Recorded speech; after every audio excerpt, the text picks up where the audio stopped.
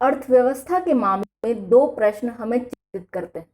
पहला तो यह कि क्या कोविड की तीसरी लहर का भारत की आर्थिक रिकवरी पर बुरा प्रभाव पड़ेगा, और दूसरा यह कि अभी तक भारत की आर्थिक रिकवरी कैसे चल रही है।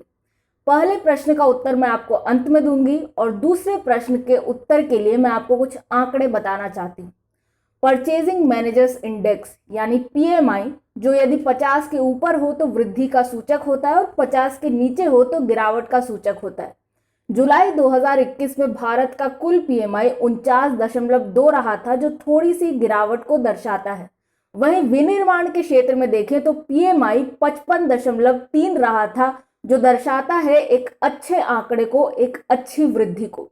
इसी प्रकार निर्यात को देखें तो भारत ने जुलाई 2021 में 35 अरब डॉलर के आसपास का निर्यात किया है वस्तुओं का। उस हिसाब से जो हमारा लक्ष्य है कि वित्तीय वर्ष 2022 के अंत में हम 400 अरब डॉलर का निर्यात कर चुके होंगे, उस लक्ष्य की पूर्ति इस आंकड़े के अनुसार हम आसानी से कर लेंगे। रही बात सेवाओं के निर्यात की, तो मई 2021 में जहां 17.35 अरब डॉलर का निर्यात किया गया था, वहीं इसकी वृद्धि हुई है। जून 2021 में 19.72 अरब डॉलर का निर्यात हुआ है, जो एक वृद्धि दर्शाता है। और यदि यही ट्रेंड बरकरार रहा तो कुल मिलाकर हम सेवा और वस्तु मिलाकर 600 अरब डॉलर का निर्यात इस वित्तीय वर्ष में कर देंगे, जो कि हमारी जीडीपी का 20% होगा, और यह एक स्वस्थ आंकड़ा है। साथ ही प्रत्यक्ष विदेशी निवेश और विदेशी संस्थागत निवेश भारत में भारी मात्रा में आ रहा है, चाहे वह जोमेटो जैसे स्टार्टअप पर हो या रिलायंस जैसी बड़ी कंपनियों पर हो। विदेशी मुद्रा भंडार भी भारत का उच्चतम स्तर पर पहुंच गया है, वर्तमान में 620 अरब डॉलर के स्तर पर है, जो एक और अच्छा संकेत है। साथ ही कई सारे वित्तीय संस्थान और हमारा वित्त मंत्रालय इस बात की ओर संकेत कर रहे हैं कि भारत की जीडीपी में रियल ग्रोथ यानी वास्तविक जीडीपी वृद्धि 9.5% की होगी। हालांकि ध्यान दीजिए कि पिछले वर्ष जब गिरावट हुई थी तो यह उस बेस ईयर से है और इसलिए 9.5% की, और पिछले वर्ष 7.3% की गिरावट हुई थी। लेकिन फिर भी कुल मिलाकर हम देखें तो 2 वर्षों में भारत की रियल जीडीपी में 2% की वृद्धि होगी।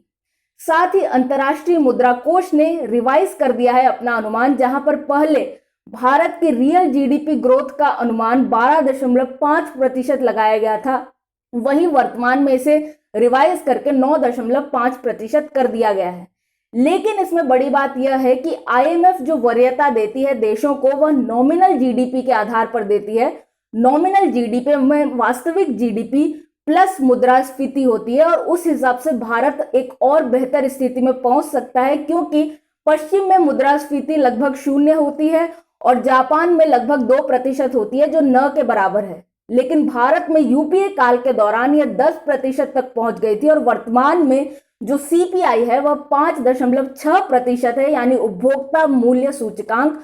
और यदि हम इसे 5% मानकर चलें मुद्रास्फीति को, तो जो 9.5% का आंकड़ा है वह कुल मिलाकर 14.5% के नॉमिनल जीडीपी पर भारत को पहुंचा देता है, जो एक काफी अच्छी स्थिति है।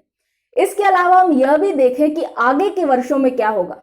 अपेक्षा है कि 2022 के बाद 2023 में 8% की रियल जीडीपी ग्रोथ भारत में देखने को मिलेगी, और उस समय मुद्रास्फीति इतनी नहीं होगी, क्योंकि मांग और आपूर्ति का अंतर थोड़ा कम हो जाएगा। तो हम 4% की मुद्रास्फीति लेकर चलते हैं, तो इस प्रकार 12% की नॉमिनल जीडीपी ग्रोथ भारत 2023 और उसके बाद चलने वाले दशक में देखेगा, जिससे हम यह स्थिति में पाते हैं स्वयं को कि आज जो भारत की अर्थव्यवस्था 225 लाख करोड़ रुपए है, यानी कि 30 खरब डॉलर, जिसे हम 3 ट्रिलियन इकोनॉमी कहते हैं, वह अगले 6 वर्षों में 12% की औसत दर से यदि बढ़ती रहे तो वह दोगुनी हो जाएगी, 450 लाख करोड़ रुपए, जो कि यदि हम इसे डॉलर में अगर परिवर्तित करें तो देखें कि रुपए और डॉलर की जो गिरावट रही है, रुपए की 3% प्रति वर्ष के औसत से रही है, लेकिन अब ऐसा लगता है कि यह गिरावट मात्र 1.5% प्रति वर्ष के औसत पर रहेगी।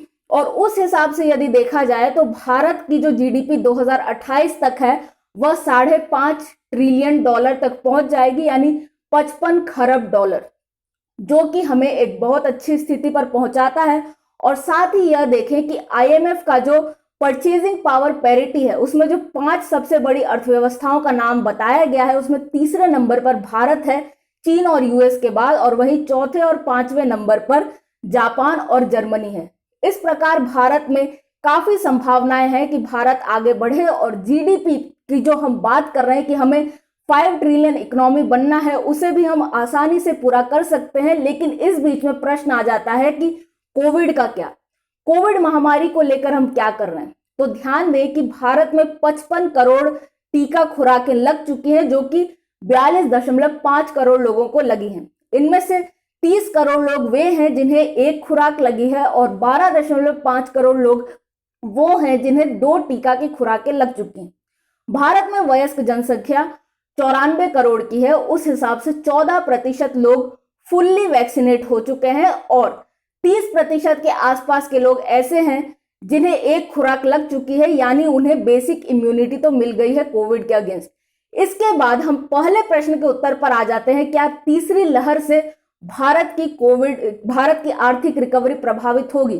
तो उसका उत्तर है नहीं, क्योंकि टीकाकरण अभियान में भारत काफी अच्छा प्रदर्शन कर रहा है और वर्तमान में रोज 50 लाख टीका खुराकें लगाई जा रही हैं, जिसे सितंबर तक बढ़ाकर 70 लाख कर दिया जाना चाहिए और नवंबर तक 90 लाख कर दिया जाना चाहिए। और उस हिसाब से हम जिस आंकड़े पर पहुंचते हैं वह यह कि 31 दिसंबर 2021 तक 75% भारतीय वयस्क पूर्ण रूप से टीकाकृत होंगे, जो कि हमें उस आंकड़े पर पहुंचा देता है कि भारत में हर्ड इम्यूनिटी आ सकती है और इसलिए आर्थिक रिकवरी को कोविड की अब तीसरी लहर प्रभावित कर सकती है। इसकी संभावना बहुत कम है। हम भारत को लेकर सकारात्मक हैं और बहुत सारे सूचकांक देखने को मिल रहे हैं जो दर्शाते हैं कि भारत की अर्थव्यवस्था अब वृद्धि की ओर है। लेकिन इसमें आवश्यकता है सरकार भी कुछ करे, यह अपने आप नहीं होगा। साथ ही जिस तरह से एफडीआई, निर्यात, कॉर्पोरेट प्रॉफिट, स्टार्टअप, यह सब चलता आ रहा है, वह उसी गति से चले और सरकार अपनी ओर से निजीकरण को आगे बढ़ाए। साथ ही डायरेक्ट टैक्स कोड, जिस पर बात होती आ रही है लेकिन कोई काम नहीं हुआ है, उसे भी अब आवश्यकता है कि लागू कर दी जाए। एक बड़ी समस्या यह है कि मांग को कैसे बढ़ाया जाए। तो उसका एक सरल उपाय यह हो सकता है कि जिस प्रकार सरकार ने कॉर्पोरेट टैक्स में कटौती की थी, उसी तरह व्यक्तिगत आयकर में भी कटौती कर दे, जिससे लोगों के हाथ में अधिक पैसा रहेगा और मांग बढ़ेगी बाजार में, जो कि अर्थव्यवस्था पर एक सकारात्मक प्रभाव डालेगा। ध्यान दें तो आज भारत की जीडीपी जिस स्तर पर है, चीन की वही थी 2007 में और मात्र 10 वर्षों में इसने अपनी जीडीपी को 4 गुना कर लिया 2018 तक।